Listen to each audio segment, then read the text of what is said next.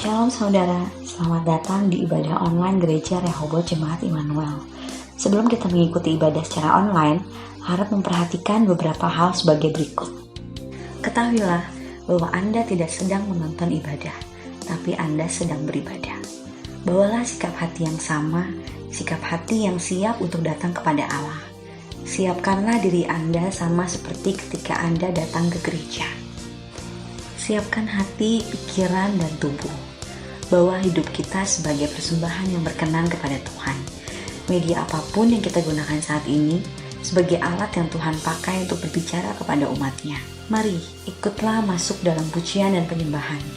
Masuk gerbangnya dan pelatarannya Tuhan dengan hati yang bersyukur dan dengan kesungguhan hati. Milikilah hati yang haus pada firman Tuhan. Kita yakini firman Tuhan, amini firman Tuhan supaya firman-Nya terjadi dalam hidup kita. Jauhkanlah semua distraksi yang dapat mengganggu konsentrasi saudara ketika beribadah. Apabila memungkinkan, pastikan Anda berada dalam ruangan yang tenang agar dapat fokus beribadah kepada Tuhan. Apabila memungkinkan, ibadahlah bersama-sama dengan keluarga. Pada kesempatan ini, bangunlah mesbah keluarga di rumah masing-masing. Ikuti ibadah secara tuntas dan tanpa jeda. Ikuti ibadah seperti kita beribadah biasanya tanpa ada jeda. Dan jangan melakukan aktivitas lain selama ibadah berlangsung. Selamat mengikuti ibadah online Rehoboth Jemaat Immanuel. Tuhan Yesus memberkati kita semua. Shalom, saudara kasih dalam Tuhan. Selamat bertemu kembali dalam ibadah online pada hari ini. Mari sebelum kita memulai, kita akan sama-sama masuk di dalam doa. Pertolongan kita dalam ibadah yang kudus pada hari ini datangnya daripada Tuhan. Allah yang menciptakan langit, bumi berserta dengan segala isinya. Allah yang setia memelihara ciptaannya dan tidak pernah meninggalkan perbuatan tangannya yang ajaib. Dari selama-lamanya sampai selama-lamanya. Bapa Surgawi, kami mengucap syukur Tuhan. Di tengah situasi yang terjadi pada saat ini Tuhan, kami masih bisa datang ke hadirat Tuhan. Walaupun kami tidak bisa bertemu muka dengan muka, tapi kami percaya Tuhan, Engkau hadir dimanapun kami berada Tuhan.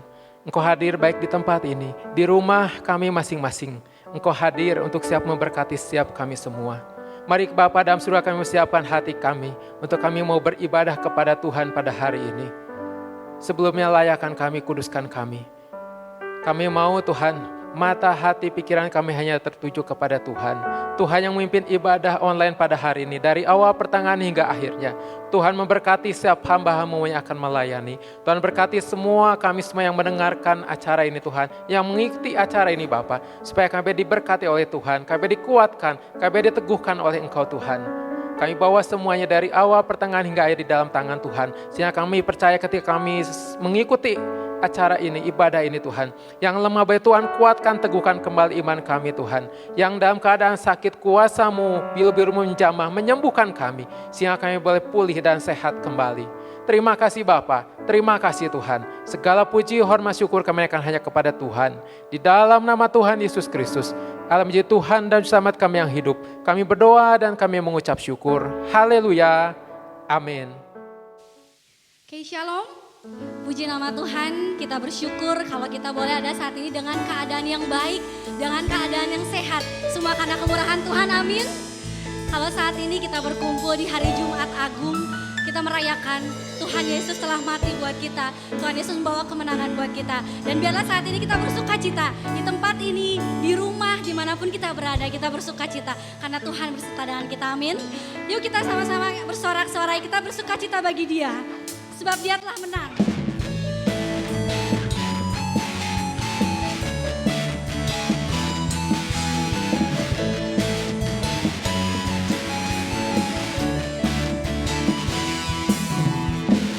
Dari kelahiranmu sampai kematianmu, Kau tunjukkan kemenangan demi kemenangan. Oleh kebangkitan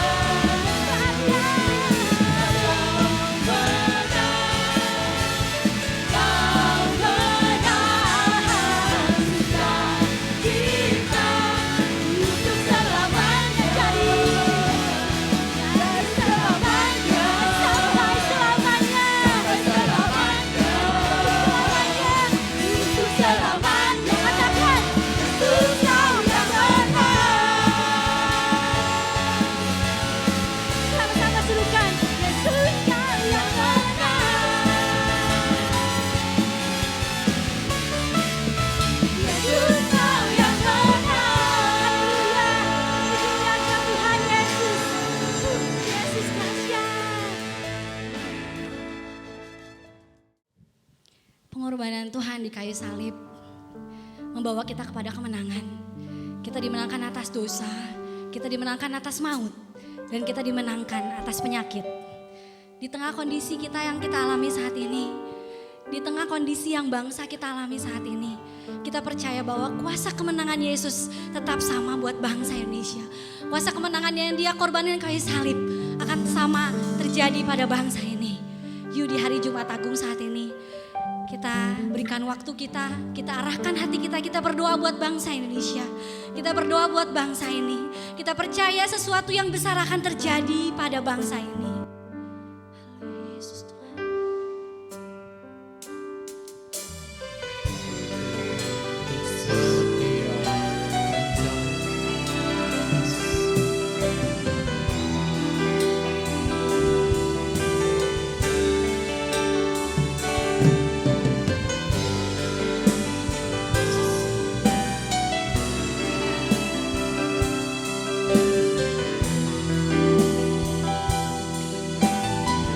Mari kita nyatakan syukur untuk setiap rencanamu dan rencanamu yang mulia. Dalam satu tubuh kami bersatu menjadi duta kerajaanmu. Mari sama-sama ucapkan berkat atas Indonesia. Ucapkan berkat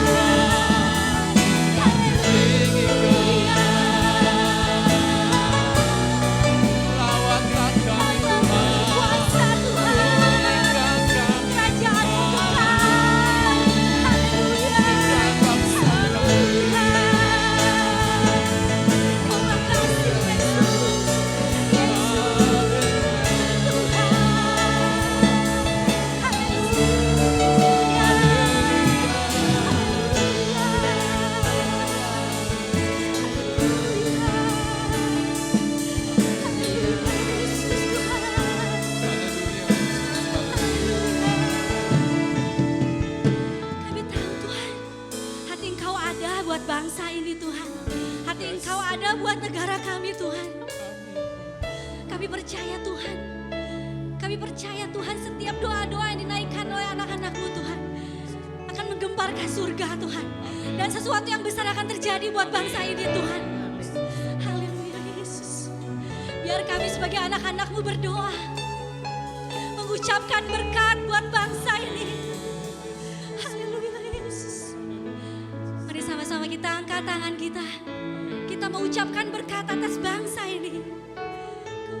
Ucapkan berkat atas Indonesia. Biar kemuliaan Tuhan akan nyata bagi bangsa ini. Kami berdiri dan membawa doa kami kepada sesuatu yang besar terjadi.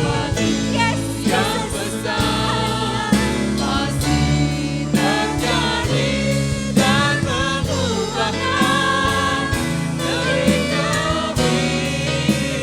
hanya nama-Mu yang Hanya ditinggikan nama-Mu Tuhan ditinggikan. hanya nama-Mu. Hanya nama-Mu Tuhan ditinggikan. Hanya nama-Mu Tuhan ditinggikan.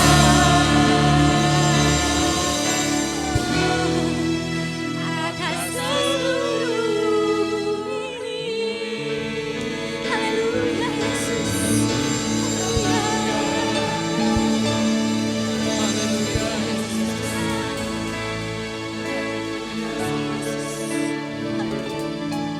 Engkau yang mendengar setiap seruan kami Tuhan. Engkau Allah pencipta langit dan bumi Tuhan. Engkau yang menjadikan segala sesuatunya Tuhan. Dan kami percaya apapun yang terjadi pada bangsa kami, Engkau terlebih tahu Tuhan. Engkau terlebih tahu Tuhan.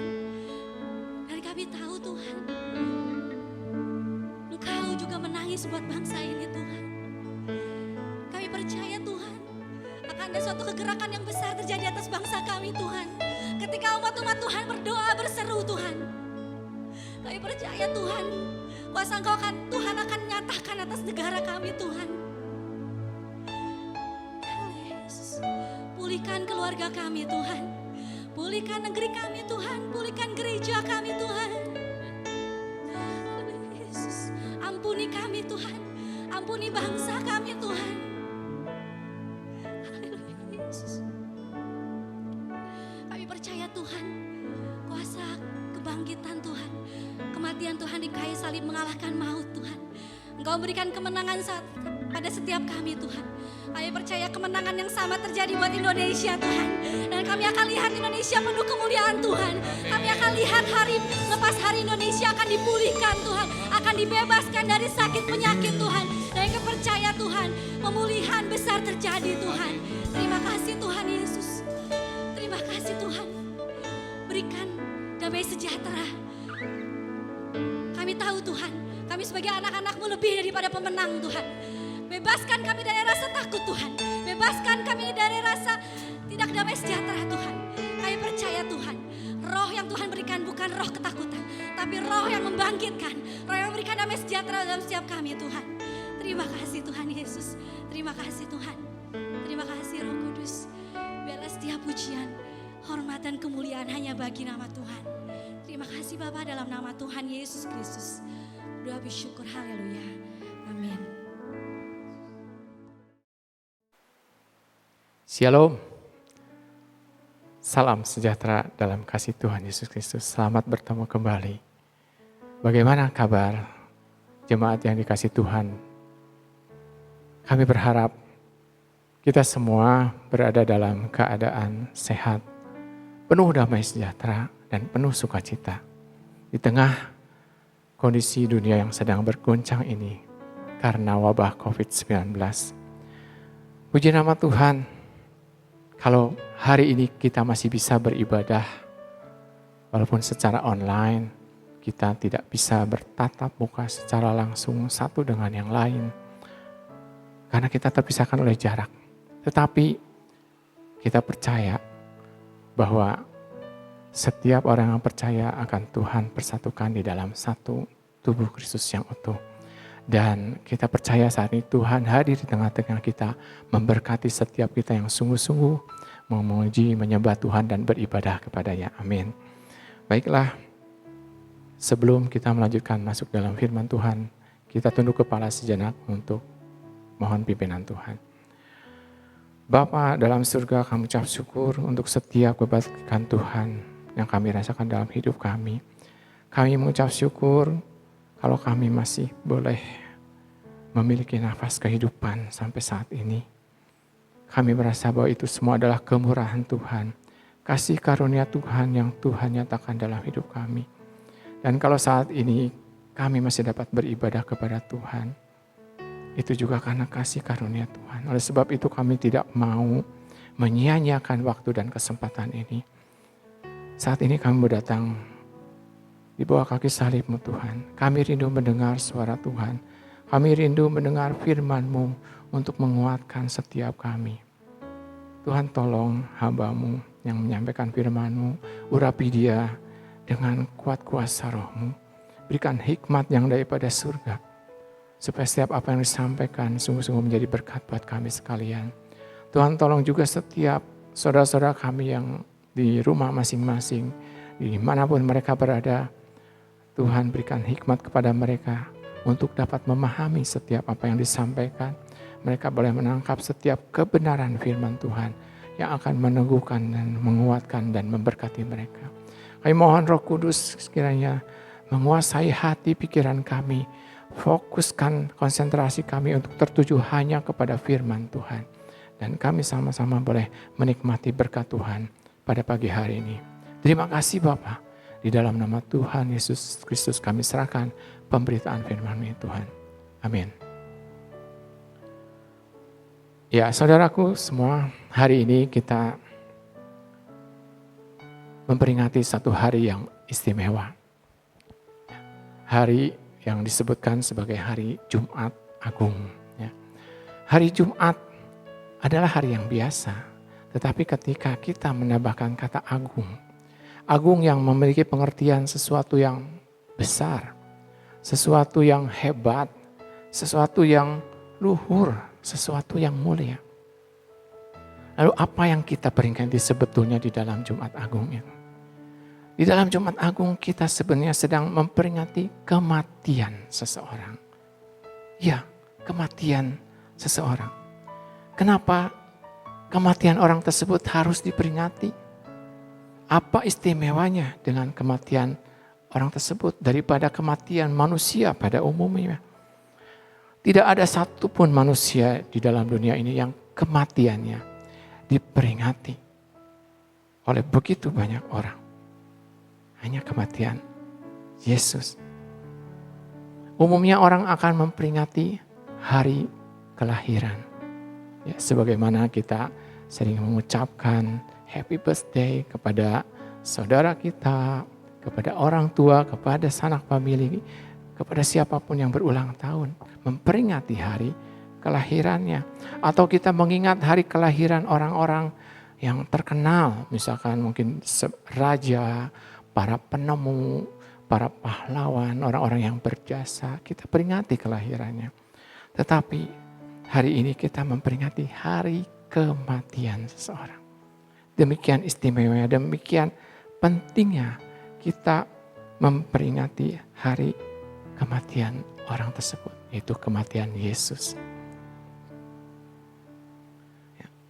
Kita memang memperingati hari kelahiran Yesus dengan segala macam keajaiban yang menyertainya.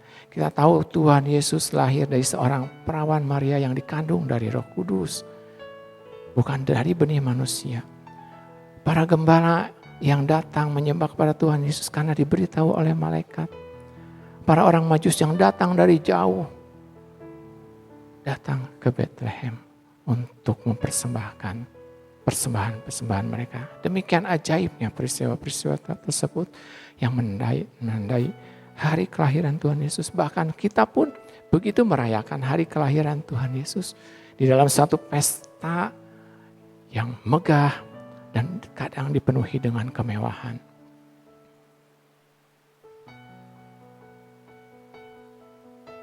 Tetapi hari ini saya ingin mengatakan bahwa betapa pentingnya kita memperingati hari kematian Tuhan Yesus. Betapa pentingnya kita memahami dan mengetahui makna kematian Tuhan Yesus. Kita tahu Tuhan Yesus ketika semasa hidupnya di dalam kehidupan di dalam dunia ini, dia dipenuhi oleh kuasa Allah. Dan dia sanggup melakukan segala macam mujizat. Orang sakit Tuhan sembuhkan. Orang lumpuh Tuhan sembuhkan bisa berjalan. Orang buta Tuhan bisa celikan. Orang bisu bisa berbicara. Dan segala macam mujizat Tuhan Yesus lakukan. Sehingga kita begitu terkagum-kagum akan kuasa Tuhan Yesus.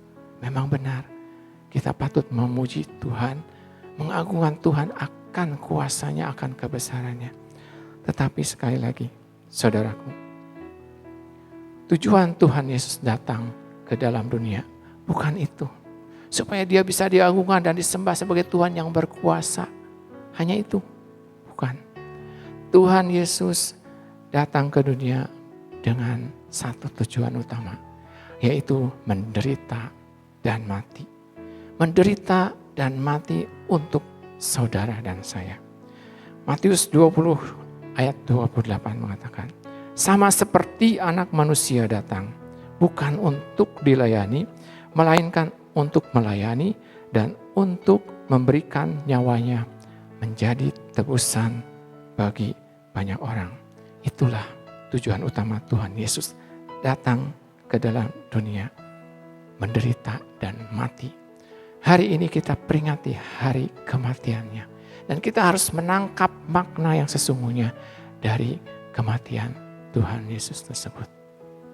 Mari kita memahami makna kematian Tuhan Yesus. Saya merangkap dan saya ingin menyampaikan beberapa hal supaya kita boleh memahami makna kematian Tuhan Yesus. Yang pertama, kematian Tuhan Yesus memperdamaikan manusia dengan Allah. Kematian Tuhan Yesus memperdamaikan manusia dengan Allah. Di dalam 2 Korintus 5 ayat 18. Dan semuanya ini dari Allah yang dengan perantaraan Kristus telah mendamaikan kita dengan dirinya. Dan yang telah mempercayakan pelayanan pendamaian itu kepada kami. Ya. Sejak Adam dan Hawa jatuh dalam dosa, kita tahu hubungan manusia dengan Tuhan terputus, terpisah. Manusia tidak dapat lagi berkomunikasi dengan Allah secara langsung seperti sebelumnya. Karena ada dosa yang menghalangi. Tuhan pun berbicara kepada manusia hanya melalui perantaraan kepada beberapa orang nabi saja. Sesuai dengan zaman mereka. Tetapi dengan kematian Yesus, hubungan itu dipulihkan. Ya. Pada saat kematian Yesus kita tahu, ketika Yesus di kayu salib sebelum dia menghembuskan nafas terakhir, dikatakan tirai bait Allah terbelah dua, dari atas sampai ke bawah. Tirai yang memisahkan ruang kudus dan ruang maha kudus yang tidak dimasuki oleh orang pada umumnya, kecuali hanya para imam. Tirai itu terbelah dua dan setiap orang boleh menyaksikan apa yang ada di dalamnya. Orang boleh menyaksikan kemuliaan Allah dinyatakan atas mereka semua. Itu menunjukkan bahwa hubungan manusia yang tadinya terpisah, sekarang Tuhan sudah membuka diri. Tuhan mau berdamai dengan manusia, sekalipun manusia pada saat itu sedang berdosa. Saudaraku, saat ini kita diingatkan dengan kematian Tuhan Yesus. Bagaimana hubungan kita dengan Tuhan? Seringkali kita menjaga jarak dengan Tuhan. Kita tidak mau berhubungan dengan Tuhan. Kita tidak mau menjalin hubungan yang erat dengan Tuhan. Jemaat yang dikasihi Tuhan, saya ingin bertanya kepada kita semua. Maukah saat ini kita berdamai dengan Tuhan? Banyak orang yang tidak mau berdamai dengan Tuhan. Kita harus membina satu hubungan yang lebih intens dengan Tuhan. Saat ini ketika terjadi pembatasan sosial, di mana kita lebih banyak tinggal di rumah, kita mempunyai lebih banyak kesempatan, kita punya lebih banyak waktu untuk kita berdoa, untuk kita menjalin hubungan lebih erat dengan Tuhan, lebih dekat lagi dengan Tuhan. Bahkan kita bisa memanfaatkannya di dalam keluarga, membangun mesbah doa keluarga. Saat ini, di dalam momen Jumat Agung ini saat yang tepat untuk kita mengingat kembali bagaimana hubungan kita dengan Tuhan selama ini. Apakah kita masih bermusuhan dengan Tuhan? Harusnya Tuhan yang tidak bisa menerima kita karena kita berdosa. Tetapi Tuhan sudah begitu baik, Tuhan sudah membuka diri, Tuhan bahkan sudah mati di kayu salib untuk menebus dosa kita semua. Itu semua untuk memulihkan hubungan kita dengan Tuhan. Mari saudara, kita lebih erat lagi dengan Tuhan. Kita jalin hubungan yang lebih dekat dengan Tuhan. Karena Tuhan sudah perdamaikan kita. Yang kedua, kematian Yesus di kayu salib. Itu menunjukkan bahwa Kristus telah menggantikan kita. Kristus sudah menggantikan kita untuk menanggung beban hukuman. Di dalam Yesaya pasal 53 ayat 4. Tetapi sesungguhnya penyakit kitalah yang ditanggungnya dan kesengsaraan kita yang dipikulnya. Padahal kita mengira dia kena tulah, dipukul dan ditindas Allah. Saudara, kalau Tuhan Yesus menderita sampai dia digantung di kayu salib sampai dia mati. Itu bukan karena kesalahan Tuhan Yesus. Itu bukan karena kesalahannya. Tetapi apa yang dia lakukan adalah kesalahan-kesalahan kita yang sedang ditanggungnya. Tuhan Yesus sedang menanggung hukuman kita. Saudara ingat ketika zaman Adam dan Hawa juga. Allah menggunakan kulit binatang untuk menutupi ketelanjangan manusia yang berdosa. Ya. Ada darah binatang yang tercurah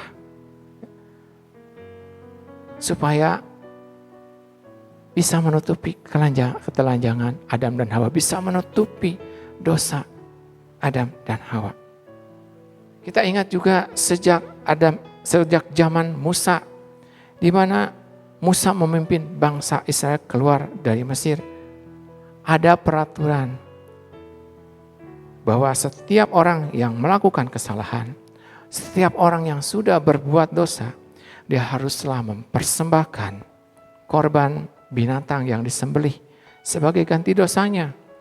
Lalu darahnya akan dibubuhkan di sekeliling mesbah korban penebusan untuk mengganti atau menebus kesalahan dan dosanya tersebut.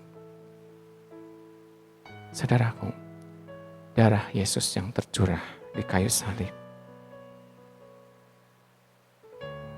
menunjukkan dia sebagai anak domba Allah yang dikorbankan sebagai penebus dari dosa-dosa kita, manusia. Padahal dia tidak berbuat dosa. Dia sudah menggantikan kutub dosa atas kita. Dia tanggung itu semuanya di kayu salib karena dia mengasihi kita. Kita yang berdosa harusnya mendapat hukuman yang kekal. Tetapi Tuhan Yesus sudah menggantikannya. Segala hinaan, segala cercaan, segala pukulan, mahkota duri, cambuk, kaki yang dipaku, lambung yang ditusuk. Tuhan Yesus jalani untuk menggantikan kita yang seharusnya dihukum. Itulah makna kematian Yesus yang kedua. Yang ketiga, di dalam Ibrani pasal 2 ayat 14 dikatakan, karena anak-anak itu adalah anak-anak dari darah dan daging, maka ia juga menjadi sama dengan mereka dan mendapat bagian dalam keadaan mereka, supaya oleh kematiannya ia memusnahkan dia, yaitu iblis yang berkuasa atas maut. Makna yang ketiga dari kematian Tuhan Yesus, saya ingin mengatakan bahwa iblis sudah dikalahkan. Kematian Yesus sudah mengalahkan iblis. Ya. Karena iblis tidak senang ketika Tuhan Yesus melakukan penebusan dosa. Kalau bisa semua umat manusia dibawa jadi pengikutnya. Tetapi Tuhan Yesus tidak mau. Dia tunjukkan kemenangannya. Dia mati di kayu salib buat kita semua. Saudara, berapa banyak orang Kristen yang sampai saat ini masih hidup di dalam perhambaan dosa. Iblis tentu senang akan hal-hal seperti itu. Dia menang ketika kita hidup di dalam kekalahan, di dalam dosa, di dalam hamba, sebagai hamba-hamba dosa.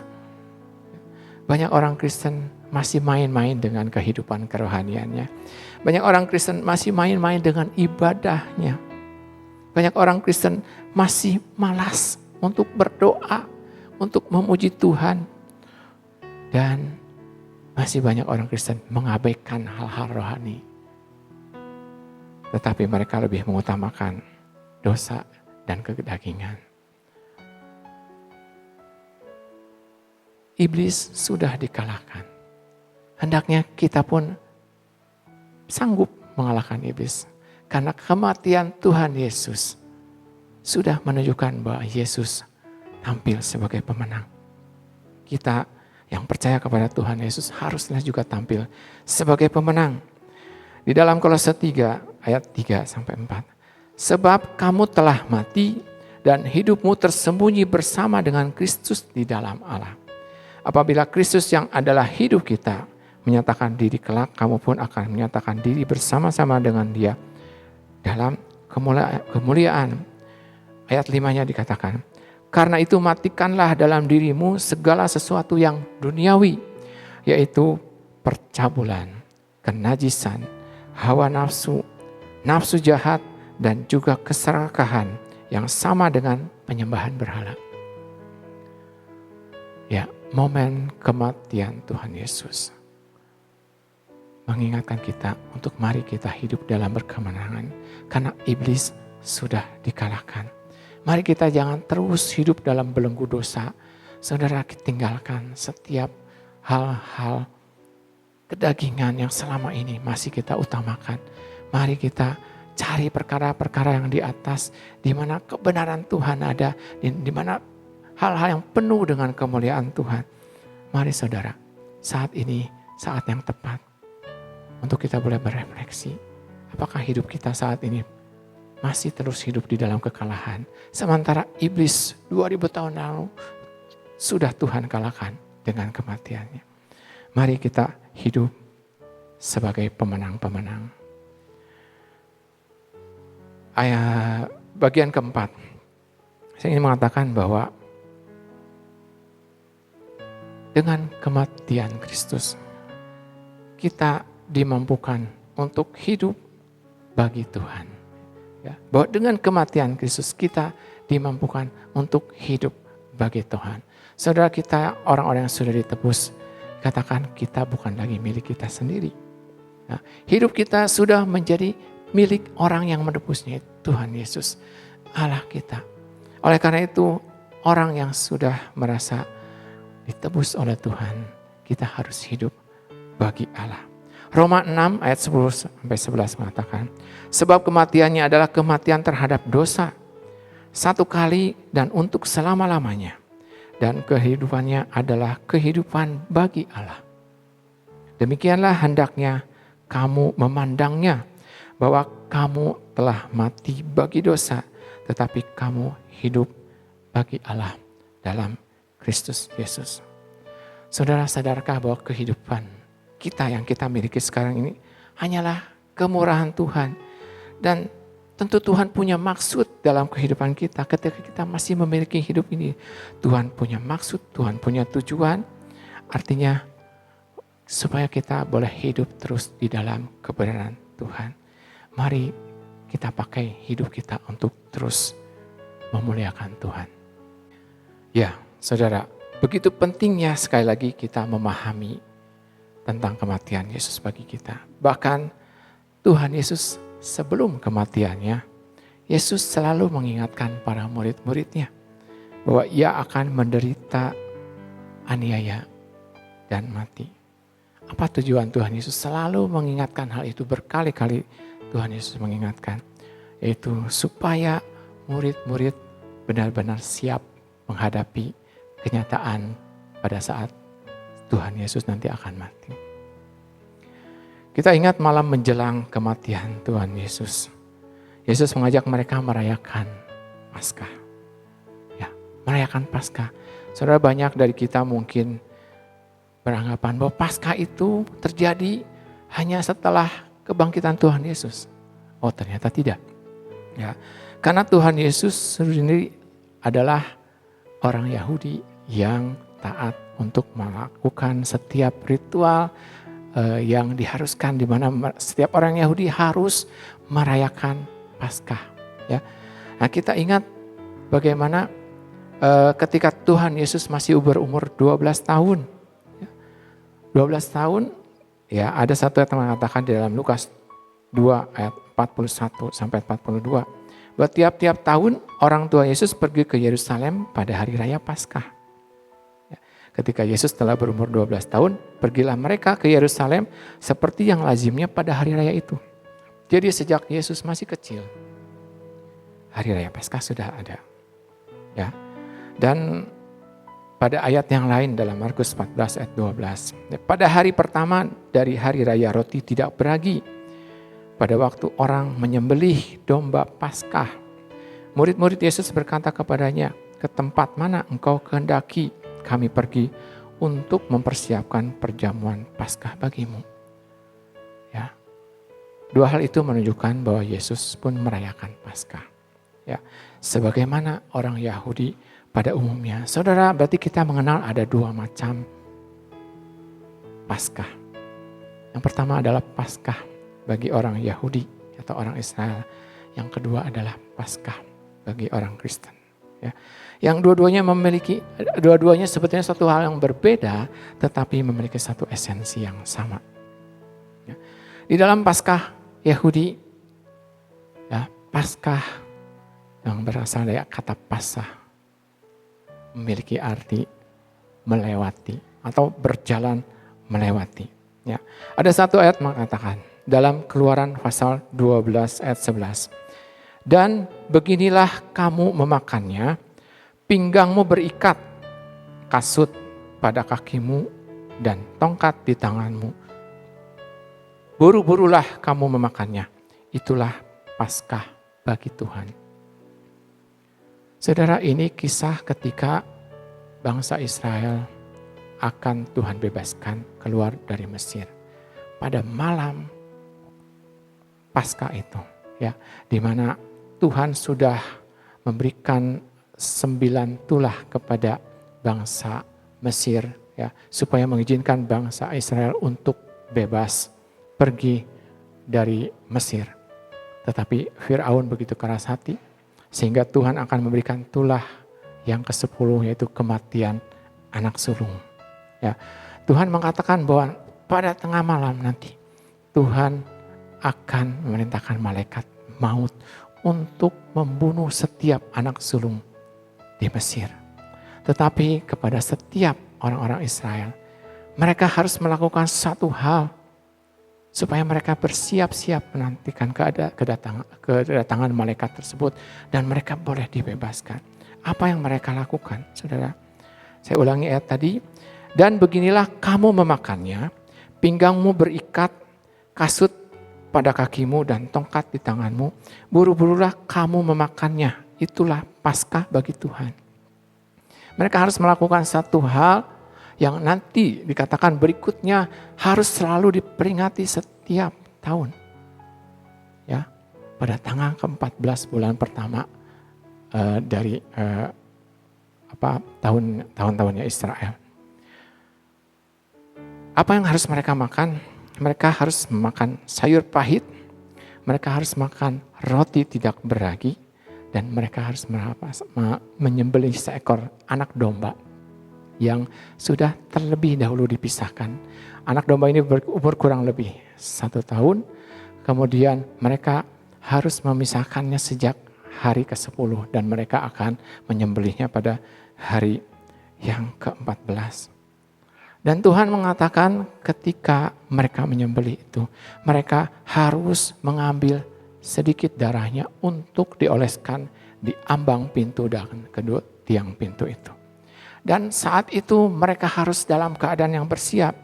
Mereka harus makan, yaitu makan sayur pahit. Ya. Mereka juga harus makan roti yang tidak beragi. Sayur pahit melambangkan supaya mereka nanti harus mengingat terus bahwa kehidupan di Mesir adalah kehidupan yang dipenuhi oleh dengan perbudakan. Kemudian mereka harus memakan roti yang tidak beragi. Karena apa?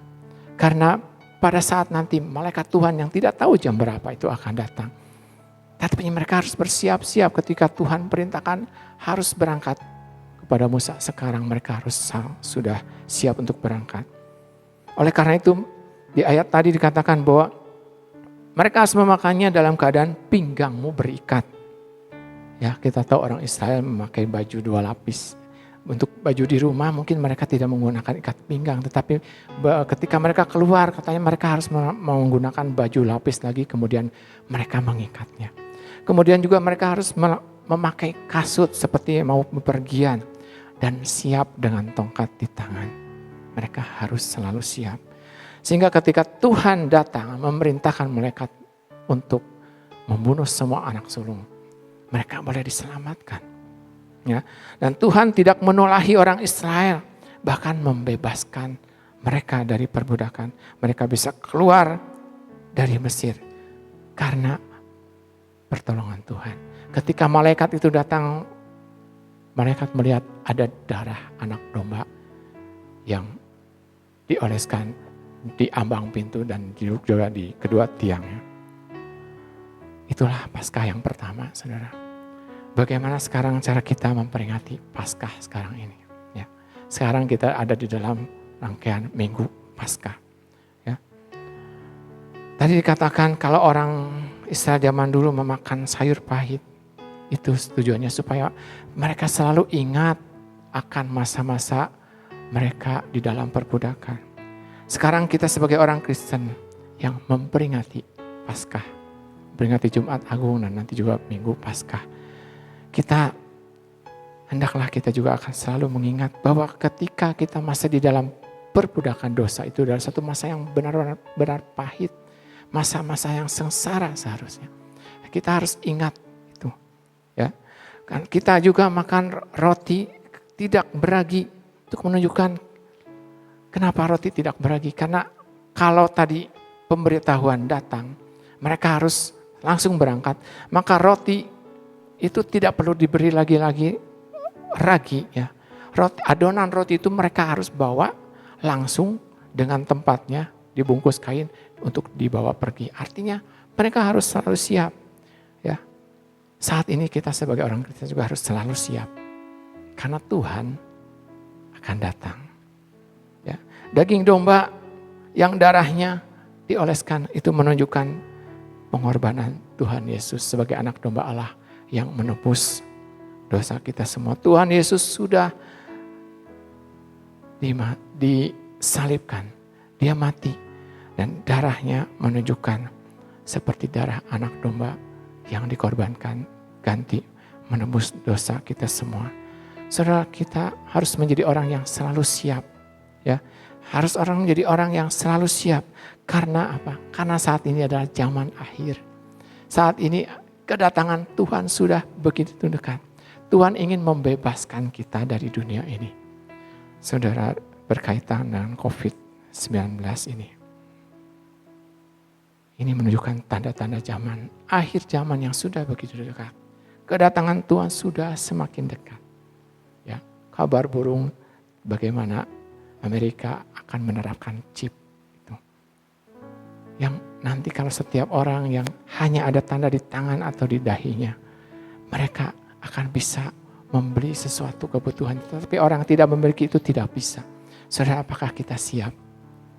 Saat ini kita diingatkan ini betul-betul sudah akhir zaman. Siapkah kita? Siapkah kita menantikan kedatangan Tuhan?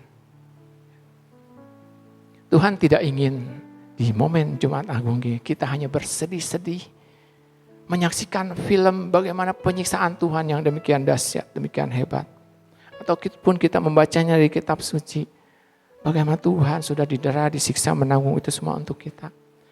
Hanya cukup sampai di situ. Tidak, saudara. Saat ini bukan saatnya lagi kita untuk bersedih. Hanya melankolis seperti itu. Tetapi Tuhan menginginkan dan bertanya kepada kita. Apakah kita siap kalau kita saat ini dijemput oleh Tuhan? Kalau Tuhan datang ingin menjemput kita, apakah kita siap menyongsong dan menjemput Dia? Wahyu 3 ayat 11, aku datang segera. Peganglah apa yang ada padamu, supaya tidak ada seorang pun yang mengambil mahkotamu. Seperti bangsa Israel tadi, kita harus berikat pinggang. Apa artinya? Kita harus berikat pinggang dengan kebenaran. Kita hidup di dalam kebenaran, itu menunjukkan kesiapan kita. Kita harus memegang tongkat.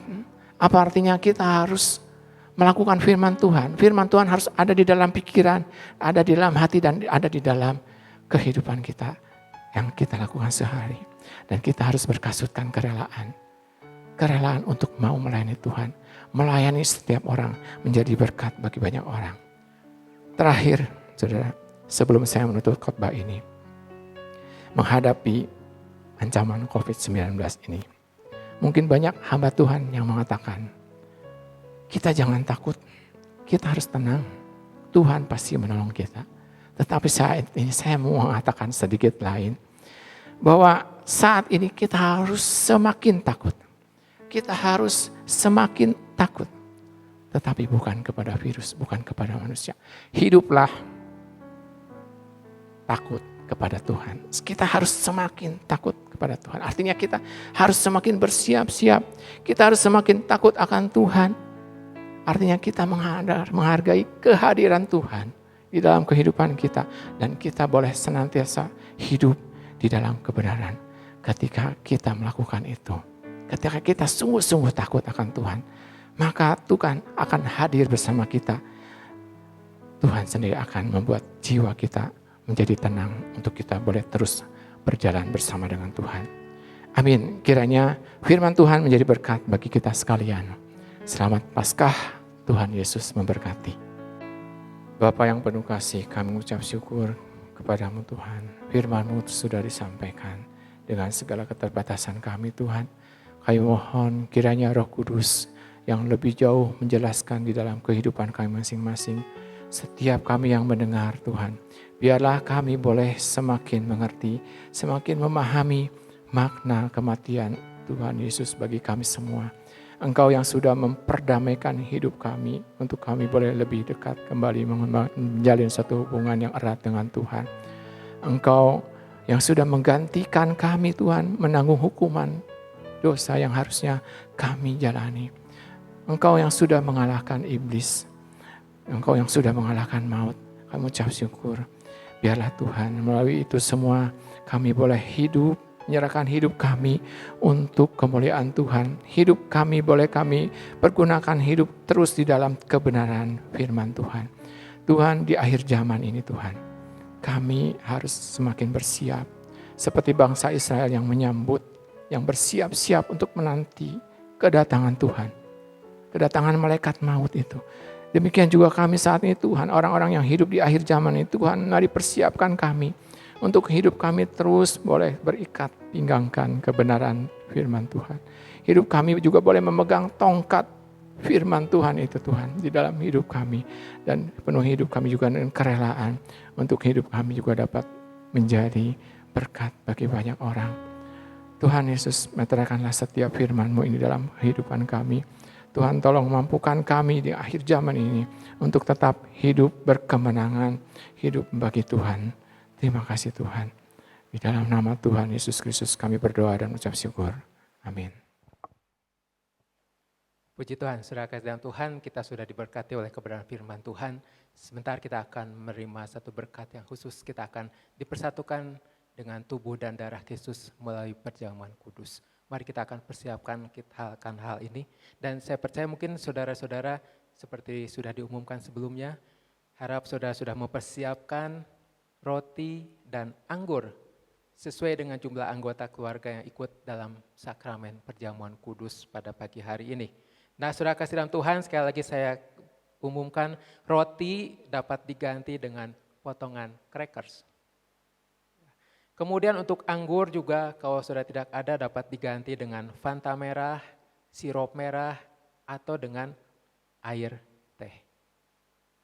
Nah, silakan saudara mempersiapkan semua dan kembali ada saya umumkan buat saudara yang belum dibaptis, saya harap saudara bersabar tidak ikut perjamuan kudus pada saat ini. Tetapi kalau saudara yang sudah mengambil keputusan untuk menerima baptisan air dalam waktu yang paling dekat, silakan saudara bisa ikut dalam perjamuan kudus pada saat ini.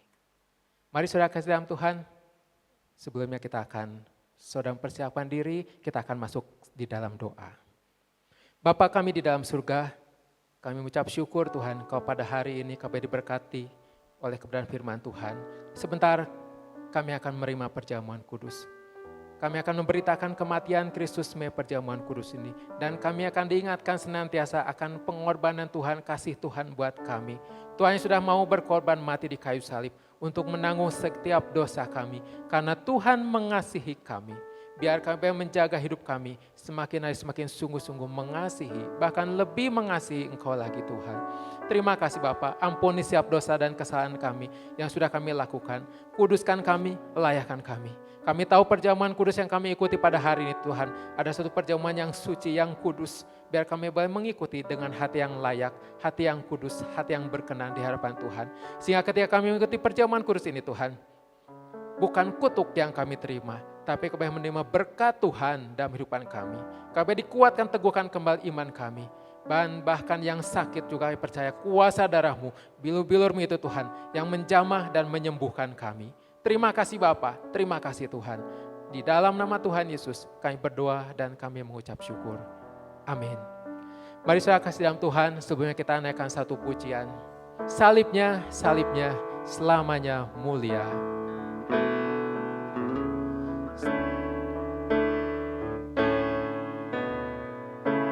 Salibnya,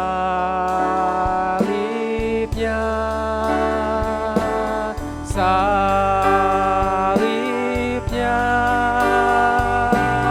selamanya mulia. Dosaku disucikan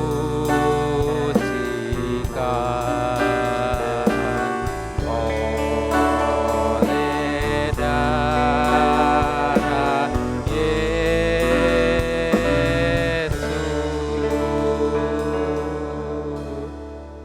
Mari saudara kasih di dalam Tuhan, kita akan angkat roti. Saudara sudah pegang roti masing-masing. Mari kau sudah kita angkat roti yang sudah kita pegang. Saudara kasih dalam Tuhan, roti yang saudara pegang, yang melambangkan tubuh Kristus. Tubuh Kristus yang rela dianiaya, tubuh Kristus yang rela disiksa, bahkan dipaku sampai mati di kayu salib. Dia lakukan karena dia mengasihi kita. Mari saudara kasih dalam Tuhan, sebelumnya saya akan bacakan firman Tuhan. Dan ketika mereka sedang makan, Yesus mengambil roti, mengucap berkat atasnya, memecah-mecahkannya, lalu memberikannya kepada murid-muridnya dan berkata, "Ambillah, makanlah, inilah tubuhku yang diserahkan bagi kamu. Perbuatlah ini menjadi peringatan akan daku." Bukankah roti yang kita telah pecahkan adalah persekutuan dengan tubuh Kristus? Mari kita makan di dalam nama Tuhan Yesus Kristus. Amin.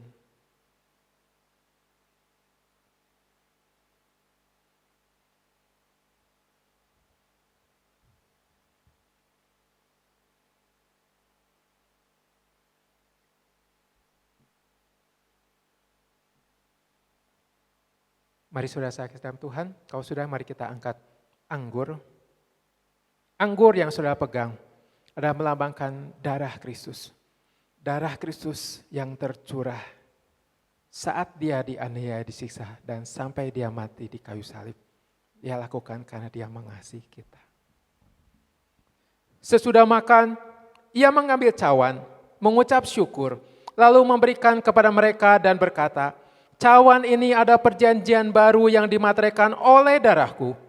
Minumlah kita semua, sebab inilah darahku. Darah perjanjian yang ditumpahkan bagi banyak orang untuk pengampunan dosa. Perbuatlah ini setiap kali kamu meminumnya menjadi peringatan akan daku." Bukankah cawan pengucapan syukur yang atasnya kita ucapkan syukur adalah persekutuan dengan darah Kristus? Mari kita minum dalam nama Tuhan Yesus Kristus. Amin.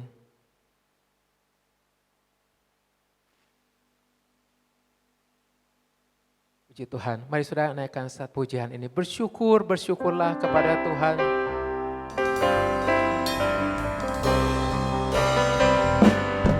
Bersyukurlah, bersyukur karena kasih setiamu. Ku sembah dan ku sembah.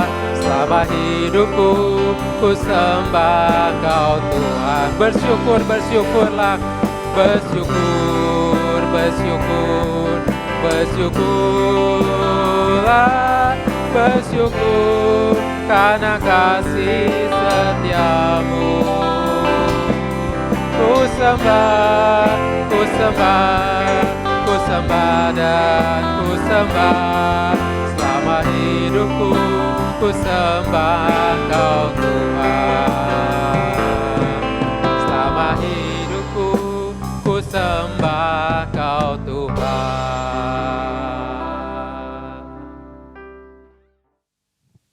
Mari saudara kasih dalam Tuhan, kita akan sama masuk di dalam doa.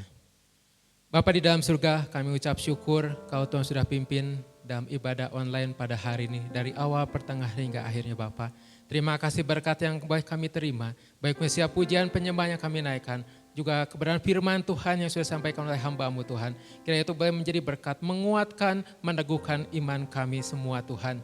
Kami percaya Tuhan yang saat di dalam kelemahan, Tuhan sudah berikan kekuatan yang baru. Mungkin kami sudah mulai gelisah, takut, khawatir. Kami percaya Tuhan, kami percaya kebenaran firman-Mu sudah menguatkan kami. Sehingga kami tidak akan takut khawatir menjadi hari-hari kami berikutnya. Karena kami percaya Tuhan tidak pernah meninggalkan kami. Tuhan selalu hadir beserta dengan kami. Dalam setiap keadaan apapun, Engkau selalu hadir di dalam kehidupan kami. Untuk menguatkan, meneguhkan kami, menghibur kami. Dan kami percaya Tuhan, oleh kuasa darah-Mu, oleh bilu-biru Tuhan, kami semua sudah dijamah oleh Tuhan. Kami semua sudah disembuhkan oleh Tuhan. Terima kasih Bapa. Saat ini kami berdoa Tuhan untuk keadaan yang sedang terjadi pada saat ini Tuhan. Untuk pandemi COVID-19 ini Tuhan. Kami berdoa Tuhan minta pertolongan daripada Tuhan. Kami minta Tuhan bekerja. Kami minta Tuhan akan campur tangan Tuhan. Supaya wabah ini cepat segera berakhir Tuhan. Kami berdoa Tuhan untuk bangsa kami, untuk pemerintahan kami, untuk para tim dokter, untuk para penjaga keamanan Tuhan. Tuhan berikan kekuatan kesehatan buat mereka. Tuhan berikan hikmat buat mereka. Sehingga mereka bisa mengatasi semua ini bersama dengan Tuhan. Dengan pimpinan pertolongan Tuhan. Tuhan juga menjaga setiap kami semua Tuhan. Tuhan yang memproteksi kami oleh kuasa darah-Mu Tuhan. Sehingga kami di dalam keadaan sehat. Dan wabah itu tidak sampai kena kepada kami. Karena ada tangan Tuhan, ada kuasa darah Kristus di dalam kehidupan kami. Yang senantiasa menyertai, melindungi, melingkupi kami semua Bapa. Terima kasih Bapa, terima kasih Tuhan. Tuhan pimpin setiap aktivitas kami, hari-hari kami berikutnya Tuhan. Dalam setiap rumah tangga, Tuhan pimpin apa dikerjakan, dilakukan. Tuhan memberkatinya. Tuhan mencukupi apa yang dibutuhkan, diperlukan setiap anak-anak-Mu saat ini Tuhan. Dalam situasi keadaan saat ekonomi seperti saat ini Tuhan. Kami percaya Tuhan Engkau tidak pernah meninggalkan kami. Tuhan yang akan mencukupi apa yang kami butuhkan, perlukan senantiasa. Terima kasih Bapa, terima kasih Tuhan. Segala puji hormat syukur kami naikkan kepada Tuhan. Di dalam nama Tuhan Yesus Kristus, kami sudah berdoa dan bersyukur. Haleluya.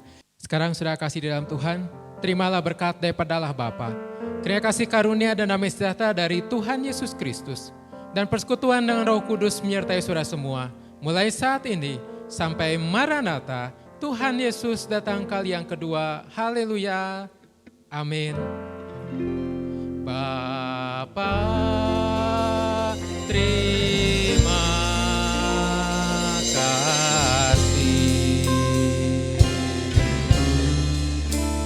Bapa, terima kasih. Bapa di dalam surga, ku berterima kasih. Amin.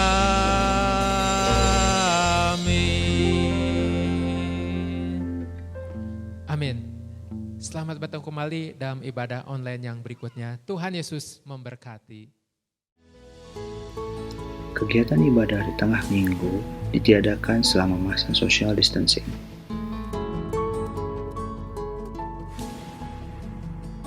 Bagi saudara yang rindu memberikan persembahan atau perpuluhan dapat melalui rekening berikut. Kebaktian Paskah pada tanggal 12 April 2020 akan dimulai pukul 9.30 secara online di YouTube channel Gereja Rehoboth Immanuel.